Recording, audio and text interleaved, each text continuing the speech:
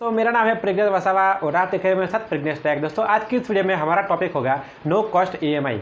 तो ये दोस्तों क्या होता है कि आजकल अमेज़ॉन और फ्लिपकार्ट इन सभी जगहों पर आप अगर कोई भी प्रोडक्ट अगर आप लेते हो तो वहाँ पे आपको एक सिंबल दिखा होगा कि नो कॉस्ट ईएमआई। ये क्या होता है तो मैं बता दूँ कि कोई भी अगर आप कोई प्रोडक्ट परचेस करते हो उसकी कीमत जितनी होती है, अगर उसको आप ईएमआई करते हो अपने बजाज कार्ड से या किसी भी बैंक के थ्रू, तो जिसकी उतनी ओरिजिनल जो प्राइस है उतने ही प्राइस का आप ईएमआई भरते हो, उसी को बोलते हैं ईएमआई, नो कॉस्ट ईएमआई। होता क्या है कि कोई प्रोडक्ट है, एग्जांपल के तौर पे एक मोबाइल आप लेते हो, उसकी प्राइस होती है 10,000 रुपये।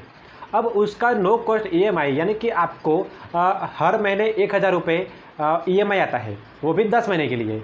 तो ये आपका हो गया नो कॉस्ट ईएमआई, यानी कि जितने का मोबाइल है उसी प्राइस का आपको ईएमआई भरना है, उतने का ही आपको ईएमआई भरना है। ये होता है नो कॉस्ट ईएमआई।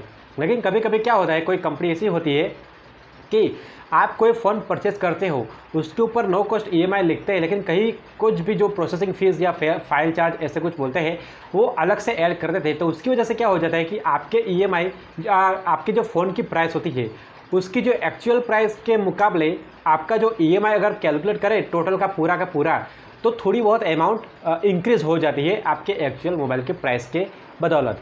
तो होता क्या है कि ऐसे में आपको समझना चाहिए, उसकी जो टर्म्स एंड कंडीशन है वो आपको पहले तो जाननी चाहिए कि ये जो नो कॉस्ट ईएमआई है उसके अलावा भी कोई उसका जो चार्ज है कि नहीं है, उसके बारे में आपको थोड़ा बहुत जानकारी होना चाहिए। दोस्तों होता क्या है कि अमेज़ॉन के ऊपर आप कोई भी प्रोडक्ट लेते हो तो वहाँ पे नो कॉस्ट ईएमआई के ज़रिए आप प्रोडक्ट ले लेते हो, क्योंकि वो कस्टमर को आसान पड़ता है।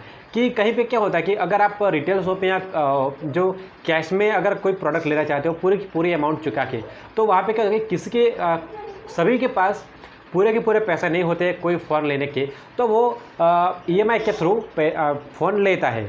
तो उससे क्या होता है कंपनी का फ़ायदा कि जो नो कॉस्ट ईएमआई के ज़रिए वो एक फ़ोन तो ले लेता है और वहीं पे उसके जो किस्त में जो पैसे चुकाने हैं तो वहीं पे उसको आसान भी पड़ेगा, क्योंकि हर महीने वो 1,000 रुपये तो निकाल ही सकता है बगैर कि वो 10,000 रुपये एक साथ निकाले। तो ये हो गया नो कॉस्ट ईएमआई। इसके बारे में आप समझ चुके हो। आगे बात करते हैं कि अमेज़ॉन और फ्लिपकार्ट के ऊपर अगर आप कोई भी प्रोडक्ट लेते हो तो ये कस्टमर, जो अमेज़ॉन काम क्या करता है कि कस्टमर को सेलर के साथ मिलाता है। तो एक सेलर अमेज़ॉन के ऊपर आता है, वो बोलता है कि मेरा ये प्रोडक्ट है, आप उसको बेच दो। तो अमेज़ॉन उसको समझाता है कि मैं आपका जो भी प्रोडक्ट है वो उसका मार्जिन 2,000 रखता है जो सेलर होता है। तो यहाँ पे अगर हम एज्यूम कर ले कि एक फ़ोन 10,000 का है तो उसकी जो 2,000 है यानी कि 2,000 उसका मार्जिन है और 8,000 उसका कॉस्ट पड़ता है उस सेलर को।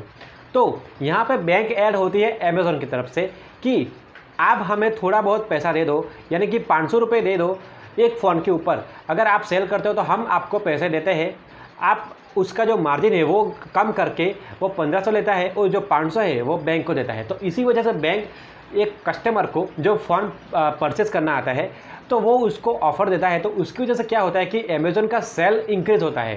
क्या होता है कि सारे लोग कैश में कोई प्रोडक्ट नहीं ले पाते, तो उसकी वजह से उसका सेल भी उतना नहीं हो पाता है।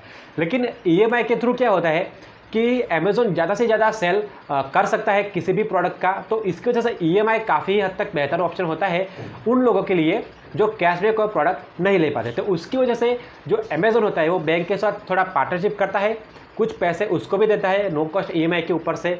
तो थोड़ा बहुत पैसा बैंक भी कमाती है, लेकिन बैंक हमारे से नहीं, कस्टमर से नहीं कमाती, वो सीधा अमेज़ॉन की तरफ से कमाती है। जो मिडल मैन प्लेटफॉर्म होता है वो उसके साथ कॉन्ट्रैक्ट करता है। होता क्या है कि अगर कैश में जो अमेज़ॉन फ़ोन बेचेगा तो ज़्यादा से ज़्यादा 10 या 15 कस्टमर आएंगे एक दिन में।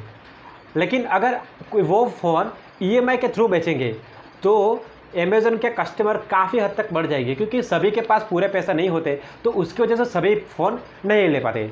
तो आशा करता हूँ कि आपको ये वीडियो अच्छा लगा। अगर अच्छे लगे तो प्लीज़ सब्सक्राइब करें और देखते रहिए प्रिग्नेश टैग।